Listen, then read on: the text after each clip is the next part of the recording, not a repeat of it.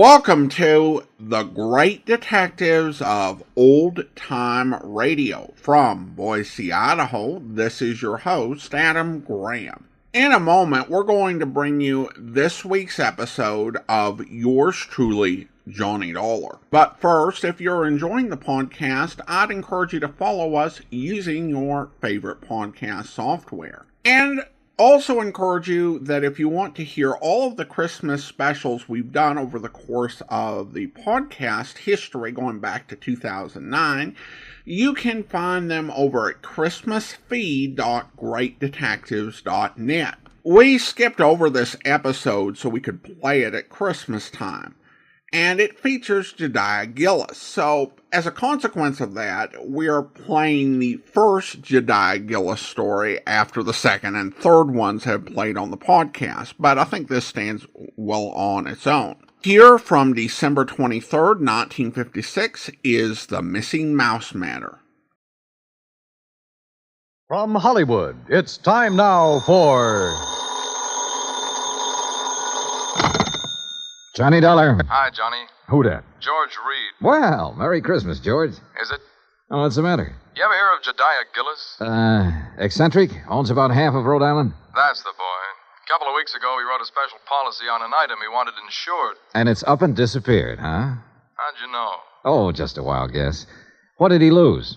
I hope you're sitting down, Johnny. Yeah? Why? Because the insured item is a mouse. House? Mouse. What?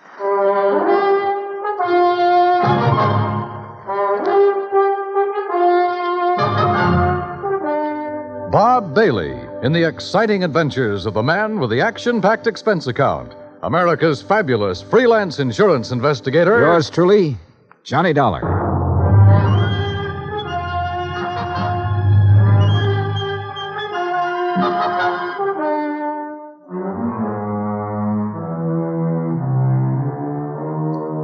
Expense account submitted by Special Investigator Johnny Dollar to Floyd's of England, American Branch Office, 443 North 15th Street, Hartford, Connecticut.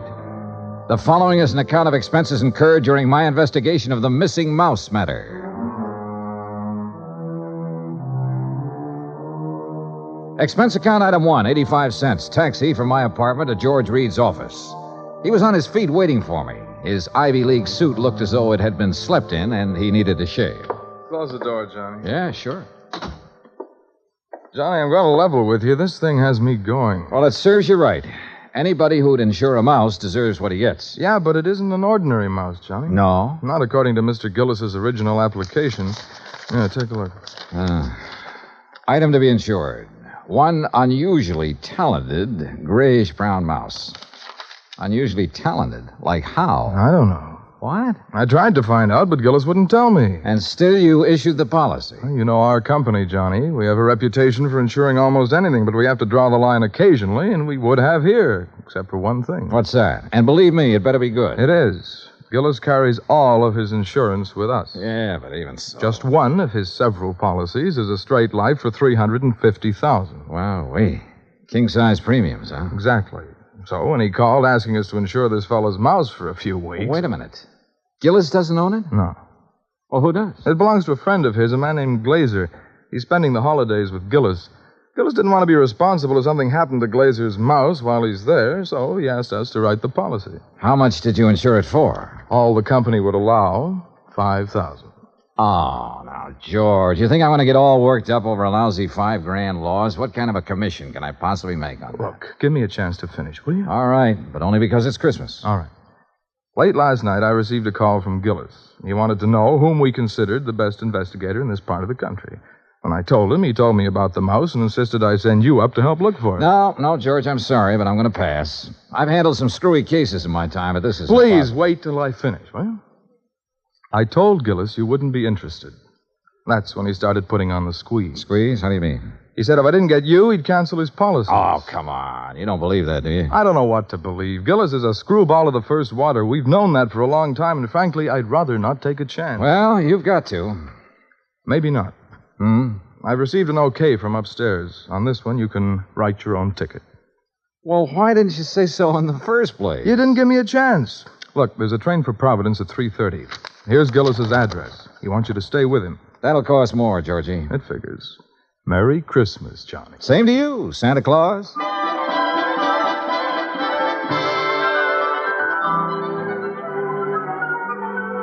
Expense account item 285 cents, cab fare, back to my apartment. I was intrigued by what George had told me and by what his company was going to add to my bank account, so I didn't really mind changing my plans for the holidays. Expense account item $318.90, transportation, including a round-trip ticket, Hartford to Providence, and cab fare out to the Gillis residence. Palace would be a better word for it. It stood in the middle of a large wooded park. Must have been half a dozen acres, all of it surrounded by an old-fashioned iron fence. I dismissed the cab and had started toward the front door when it opened. And standing against the light, watching me, was a tall, beautiful girl. Careful of the steps. Why? The steps, they're icy. Oh, thanks. We've been expecting you, Mr. Dollar. Hi. Well, hi. Mr. Glazer and Father are in the library. Would you like to meet them now or wait till after you're settled? I'm afraid I'd better see them right away, Miss Gillis. Marion, Johnny. Well, come along. You know, for the first time, I'm glad I came home for the holidays. Home from where? New York. Here we are. You'll have to come visit me, Johnny. Maybe I'll do something drastic, like losing a mouse to guarantee it. Marion, I told you to keep that door closed. Oh, Mr. Dollar's here, Father. Oh, well, have him come in. Yes, by all means, have him come in. See you later, Johnny. Well, Dollar, glad you finally got here, yes, indeed. Thank you, sir. This is my friend and associate, Bert Glazer. Hi, Mr. Glazer. Bertie and his pals, Mr. Dollar. Beg pardon? My dog act. You investigators are supposed to have good memories. I hoped you might have caught us at some time or other. No, afraid not. Oh, would you like to have a drink, Mr. Dollar? No, thanks. Now, suppose I got anything you want to drink. I got an eggnog, hot-buttered rum. Well, maybe later. Right now, I'd like to hear the details of your loss. You mean that insurance agent didn't give you all the information? He didn't know it all, Mr. Gillis. All he did know was that a so-called talented mouse has disappeared. So-called. And he hasn't disappeared either, not at all. He's been kidnapped, that's what. Kidnapped, yes, sir, and we know who did it, too. And why. We know why, too. And it's your job to get him back, Dollar. Oh, now, wait a minute. And I'm not going to pay 1 red cent for ransom. Not 1 cent. Not 1 cent. Okay. But what makes you so sure the mouse was kidnapped? Well, I'm afraid I can't tell you that without Bert's permission. Well, Mr. Glazer? Well, if we tell you, we must have your solemn promise you won't repeat it to anybody until Christmas Day. Well, I'm not sure I can do that. If you can't, we don't open our mouths. Right. Well? Okay. Till Christmas Day. Good. Dollar, suppose I told you Gulliver was worth at least $50,000. Gulliver? The missing mouse. Oh. You'd be surprised if I said he was worth that much? Depends. You claim he's talented. Does that have something to do with this valuation you put on him? Something. Oh, it has everything to do with it. Yes, sir. Well, what does Gulliver do that other mice can't? Nothing. But it's how he does it that counts. How he does what? Sings. What? Can't you hear the man, Miss Della? Can't you hear him? Gulliver sings. He carries a tune. You know. With the clarity of a clarion, the fervor of a female opera star, and the tone of a tenor. That's how we plan to bill him. I see. But he doesn't believe us. Oh, now, wait. I didn't say that. There's no need to. We can tell by your face. Can't we, Bert? But a mouse. Mr. Dollar, it is a scientific fact that mice sing. Mice sing? Well-known magazines have published articles proving it. Unfortunately, most of them sing in a scale too high for human hearing. But not Gulliver. Or not Gulliver. That's right. He's a basso. A basso? By mousy standards, that is. Oh, no. No, Bert, he still doesn't believe us. Very well, Jedediah, there is only one thing to do. There's only one thing to do. You follow us, Dollar. We'll erase the doubt in your mind forever.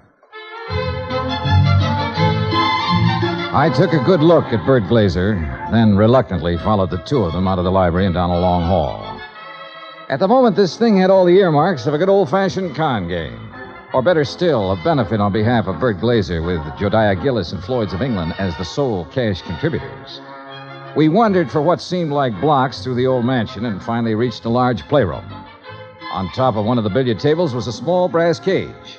In it were two small grayish-brown mice. Glazer opened the cage and let them out.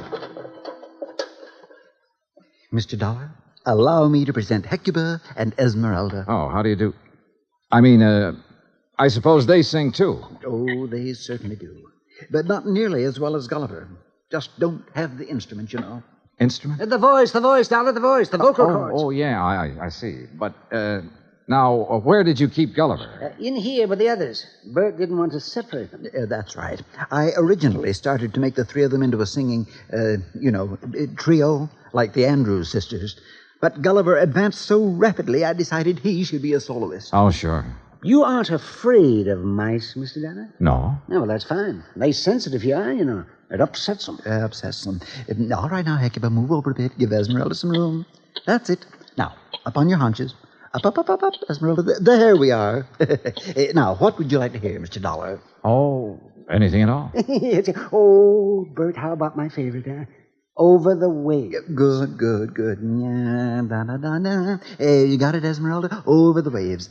That's it, Hecuba. All ready, then? Good. That'll be fine. Ready now? 1, 2, 3. 1, 2, 3. Oh, that's it. Oh, beautiful, Esmeralda. Beautiful. Yeah, da.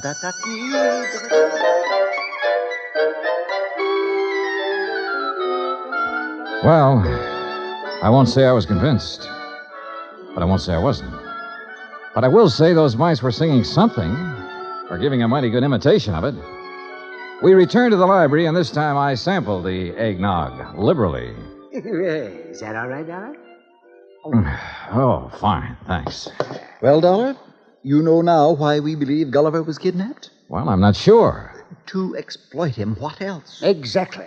You have any idea who did it? Harry McQueen, that's who. McQueen. Who's McQueen? Used to be my agent. Theatrical agent? Uh-huh. He's been snooping around here lately, Johnny.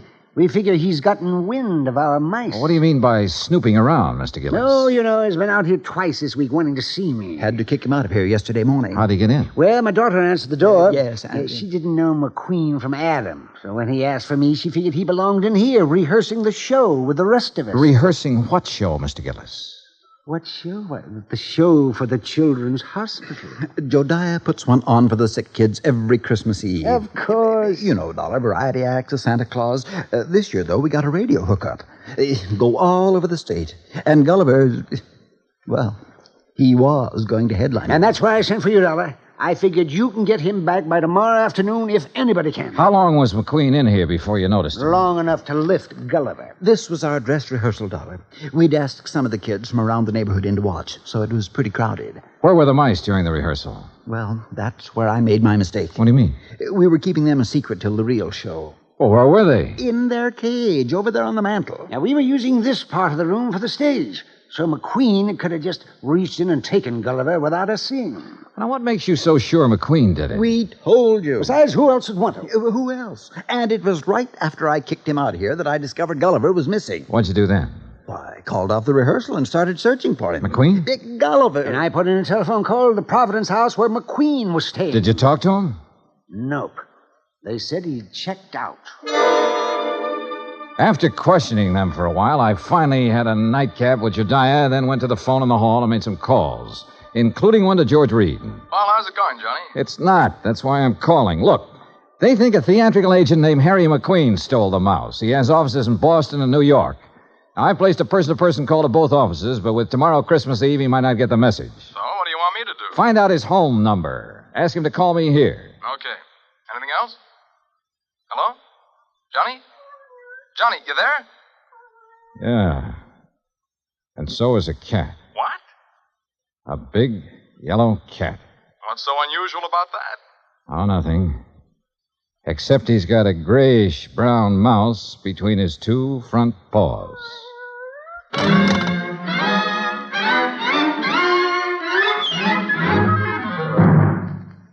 Act 2 of yours truly, Johnny Dollar, in just a moment. You can't buy happiness by the pound or the yard, but you can have it by the hour with no strings attached every Monday through Friday evening and each Saturday in the daytime when the Robert Q. Lewis Show is on the air. Join him and his fun-loving gang 5 nights a week and Saturdays in the daytime on most of these same stations. Now, Act Two of yours truly, Johnny Dollar and the Missing Mouse Matter.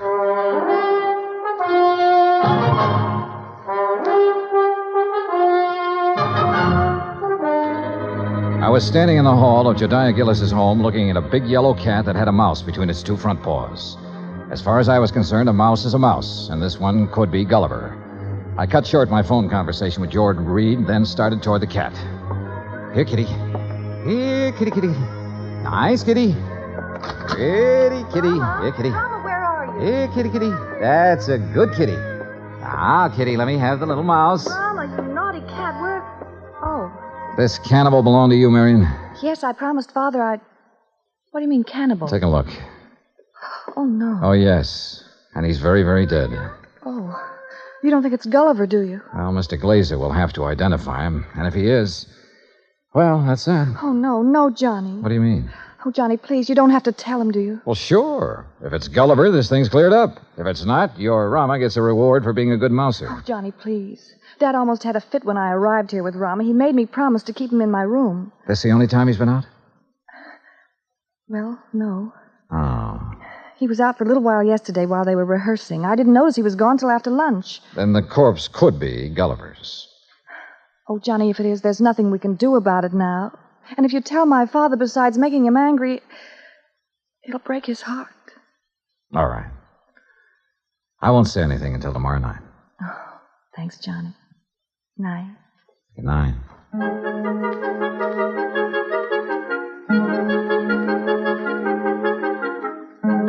Christmas Eve morning came cold, crisp, and clear. The Gillis grounds were covered with new fallen snow, and the trees were heavy with icicles, giving the whole place the look of a winter wonderland. I dressed and went down to join Gillis and Bert Glazer at breakfast. I was on my 3rd strawberry when the phone started to ring. Yeah. You expecting a call, Dollar? Yeah, matter of fact, I am. And you'd better answer it. If it's somebody at the broadcast station for me, tell them I'll be at the Children's Hospital at noon. They can call me there. Right.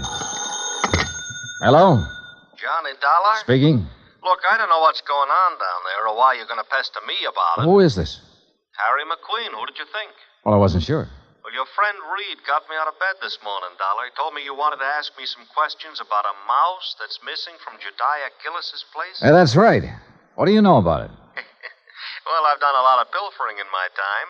I've taken towels from hotels from Maine to Miami and Seattle to Bridgeport.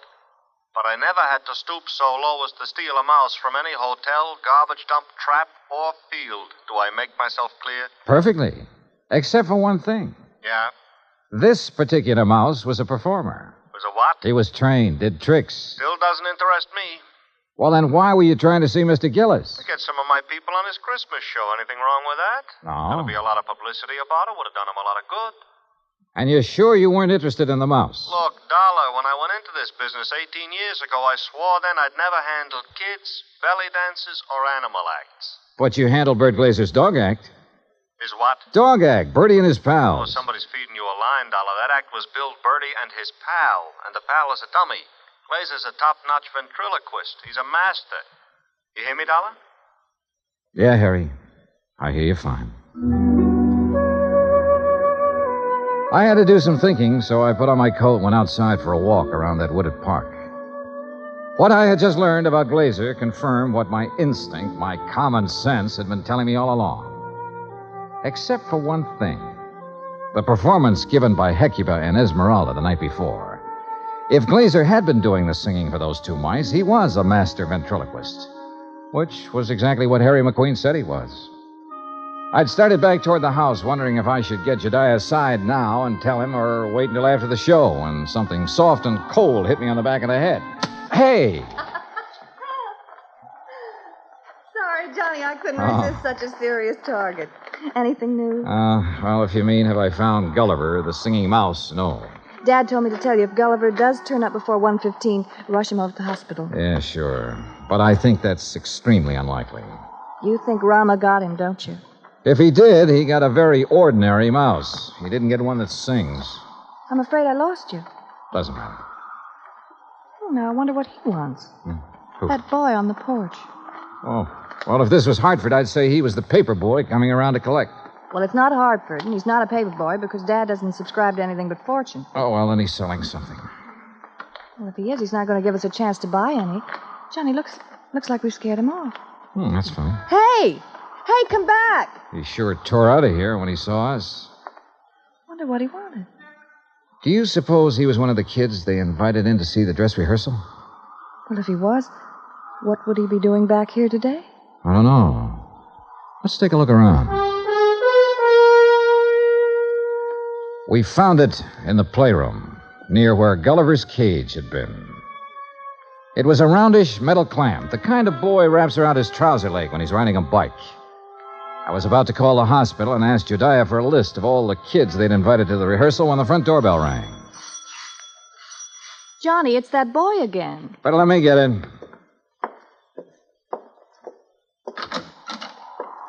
Hi. Hi. I was over here to see the show the other day. Oh? Yeah.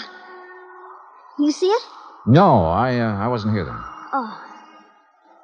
Jeez, sure is cold, ain't it? Yeah, sure is. Oh, why don't you come in and get warm? Oh, no, that's okay. No, come on. Nobody's here. No? Okay. Yeah, sure, come on. I don't want to bother nobody, you know. I was just riding by and I thought I'd stop and tell old man Gillis what a swell show they put on. You really liked it, huh? Yeah.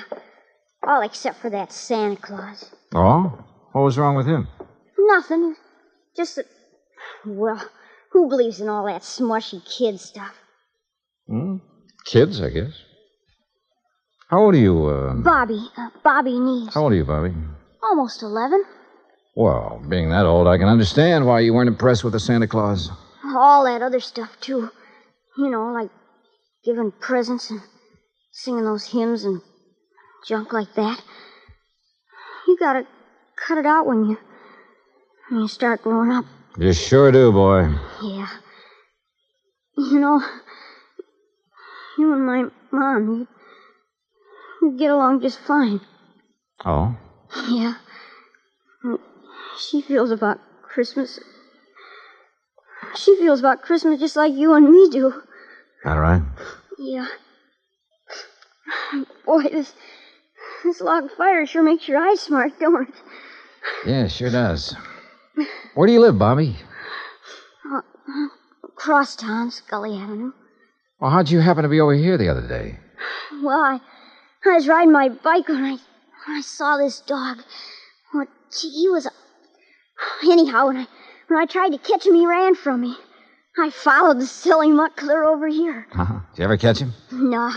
I was about to when this man hollered and asked me if I wanted to see a free show. So I came in. I see. Well, you must like dogs a lot, huh? Sure. You got one? Used to have when my pop was with us, but we can't have no pets where we're living now. Oh, that's rough. Yeah. You know that poem? Which one? You know, about all through the house not a creature was stirring, not even a mouse? Yeah? Well, that fits our place. Especially now. How do you mean? Well, I didn't think he'd miss it, you know. Man with a house as big as this one and all. So when I saw this cute little fella up in that cage, well, I didn't really mean to take him on hold with me, but when he got under my sweater and was real quiet, like he liked me, well, you know what I mean. Yeah, Bobby. I know. But I got to thinking and decided to bring him back. So would you give me the old man, to Mr. Gillis for me, please? No, I think you'd better do that yourself. Oh, no, please. He might be awful mad at me by now. No, Bobby. In fact, you're going to get a reward. Yeah? Word of honor. Now, what do you say we go down where Mr. Gillis is putting on that Christmas show and see it? Okay? Oh, sure. Bobby, Yeah? did you notice anything unusual about this mouse? Yeah, I sure did. What was it? He got some white on his right hind foot.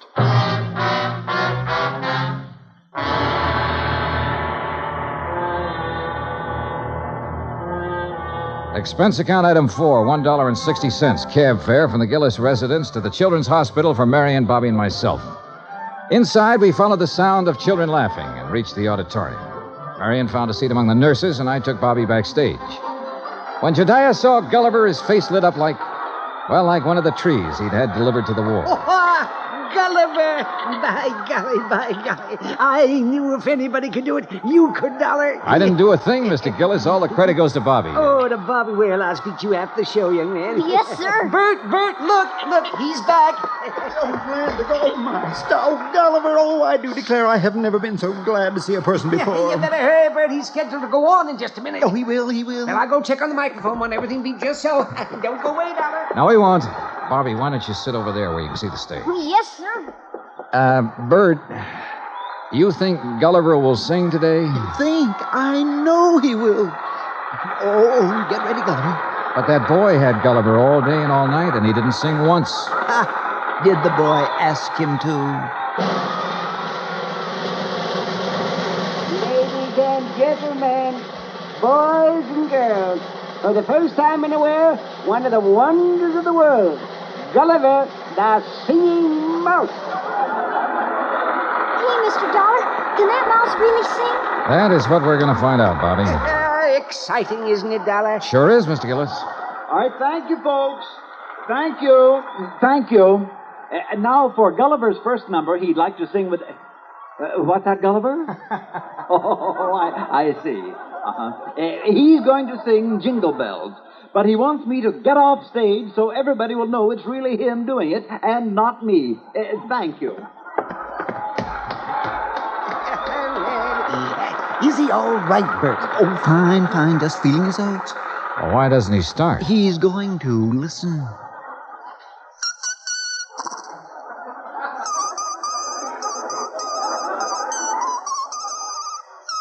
Well, Dollar? Now I have seen everything. Me too. Gee.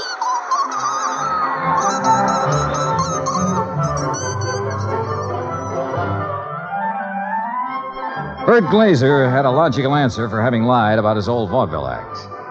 He knew I wouldn't believe that mice could really sing if I'd known he was a ventriloquist. And after all, yet sometimes... Expense account total, including cab fare, Hartford Station to my apartment, $38.20. As for my separate and additional fee, as agreed upon before I took this matter, well, there's a boy named Bobby Neves who lives on Scully Avenue over in Providence. See that he gets it, huh? Yours truly, Johnny Dollar.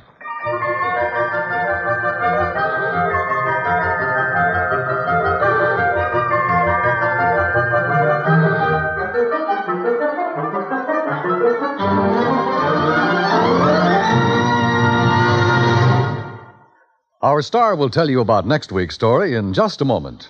Meantime... Hey, Dan, I'll make a deal with you. Oh? Let me have the mic for a second, then you can tell them about next week's story. By all means, be my guest. All right. I just don't want to pass up a chance to do two things. First, Pam and Eric and Fran, Mr. and Mrs. Froelich, Helen, Will, Scotty, all the rest of you nice people who've written in to tell us how much you like the program. Thanks. I really appreciate hearing from you, and believe me, I'll answer your letters just as quickly as I can. Second, I'm sure you know what this is, and I want you to know it comes from the heart. Merry Christmas to you. God bless you. Now, next week, the case of a prize fighter who could win only by losing, because his life depended on it. Right. Join us, won't you? Yours truly, Johnny Dollar. Yours truly, Johnny Dollar, starring Bob Bailey, originates in Hollywood. It is written by Charles B. Smith and produced and directed by Jack Johnstone. Heard in our cast were Mary Jane Croft, Howard McNear, Parley Baer, G. Stanley Jones, Bill James, Lawrence Dobkin, and Richard Beals. Musical supervision is by Amerigo Marino. Be sure to join us next week, same time and station, for another exciting story of yours truly, Johnny Dollar. Dan Cubberly speaking.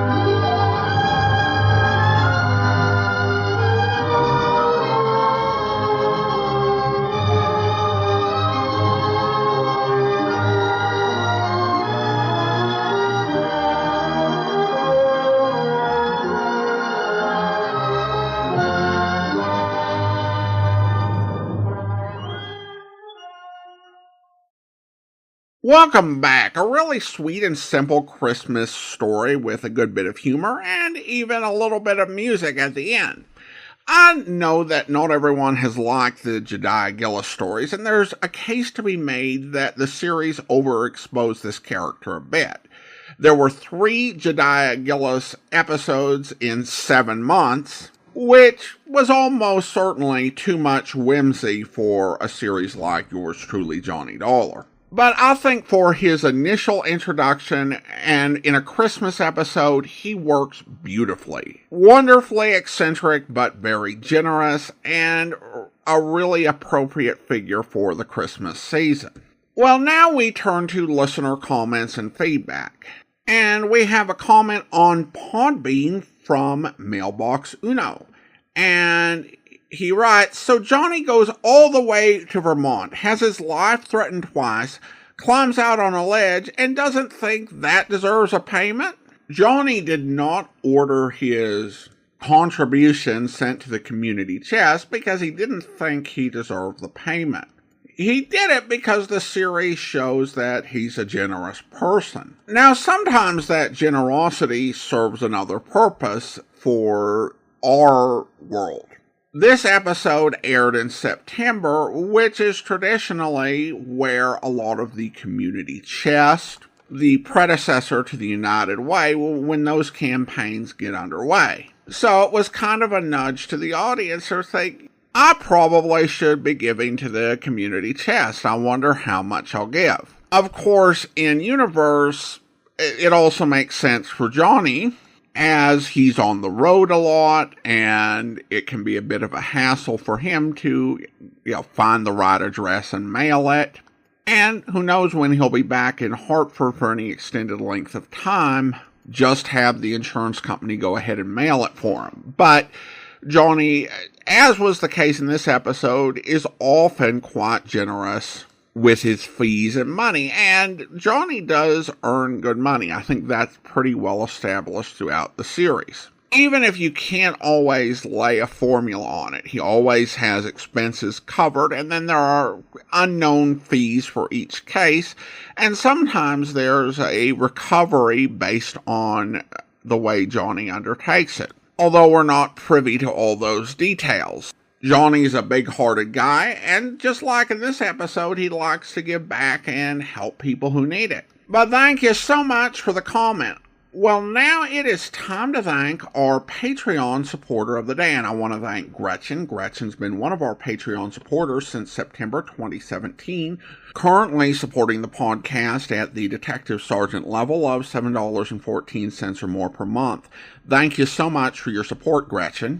And that will actually do it for today. If you're enjoying the podcast, please follow us using your favorite podcast software and be sure to rate and review the podcast wherever you download it from. We will be back on Sunday with a yours truly, Johnny Dollar serial omnibus. And then, of course, our regular program next Friday. But join us back here tomorrow for Dragnet, where... When you find Bonita, I wish you'd have her call me right away. I'll pay for the call. We'll do that, Ms. Lasky. What's your number up there? This is the neighbor's phone, but they'll call me. It's Fountain Green 14R2. Yeah. You will try to find her as fast as you can. We'll go to work on it. Well, Juanita always comes home for the Christmas holidays. Do you think she's all right? I wouldn't worry about it, Ms. Lasky. We'll call you just as soon as we get any kind of a lead on her. Oh, thank you so much, Sergeant. And if there's any charge, I'll be glad to pay it. No charge. If your daughter's in Los Angeles, I think we can find her. Oh, if there's anything wrong, you'll let me know right away? Yes, ma'am. You're very kind. Goodbye. Bye. What you got, Joe? Some girl owes her mother a letter. Come on, Ben. I hope you'll be with us then. In the meantime, send your comments to box13 at greatdetectives.net. Follow us on Twitter at Radio Detectives. And check us out on Instagram, instagram.com/greatdetectives. From Boise, Idaho, this is your host, Adam Graham, signing off.